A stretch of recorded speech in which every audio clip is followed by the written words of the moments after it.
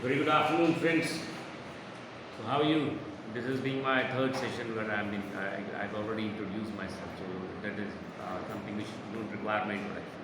So, anyhow, let me continue with my the five words which I used to give every Sunday. Let's start from the first one, which is called a jerry built. Jerry built का मतलब होता है anything which is of inferior, poor quality. You can also say a issue. So these kind of words you can use right to enhance your vocabulary whenever you're having a conversation with anyone.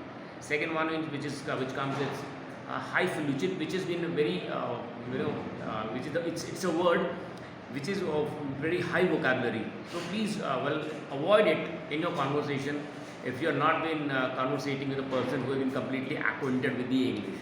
Highfalutin, anything which has been so pretentious or rhetorical in nature. Getting my point. So avoid this word, but one should have a knowledge of the same one. The third one is detrimental, anything which has been harmful in nature, not good, ungood, you can say. The fourth one is mayhem, M-E-Y-H-E-M. That means anything which is a proper, which is of disorder, right? Mayhem means disorder. It's a good, very nice word. It's a beautiful word to be used, right, in the sentences whenever you are writing in a written or a verbal correspondence. And the other last one comes in. It's preposterous. It's all about weird, the bakwas जिसे हम कहते हैं, right? It's all bullshit talks and all. So you can use a simple word which is called a preposterous. It's not a simple word. It's again, so you can say a high definition vocabulary. You can use this word. So this is all the words which you need to go for today. So, and let's come in with again with some good idioms. First one is chicken comes home to the roost. That means anything which you have done, anything offensive in the past or wrong in the past, and now you are facing the opposite consequences of that.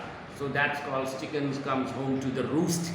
And the second one is put the house in the proper order. That means if you go, that's the biggest example is if you go to the Indian, see the Indian how the Indian parliaments works.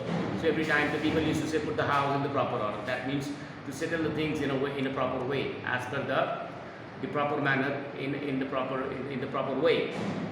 Getting my point? Third one is blessing in disguise.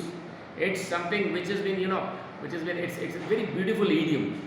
If something negative happens in your life and afterwards something good has been happened, so that is called blessing in disguise. For an example, you have lost your employment due to some any XYZ reasons, but at that point of time you have gained another employment where you have been a highly paid one. So in that context you can use this idiom which is called blessing in disguise. That's been I'm ending it for today.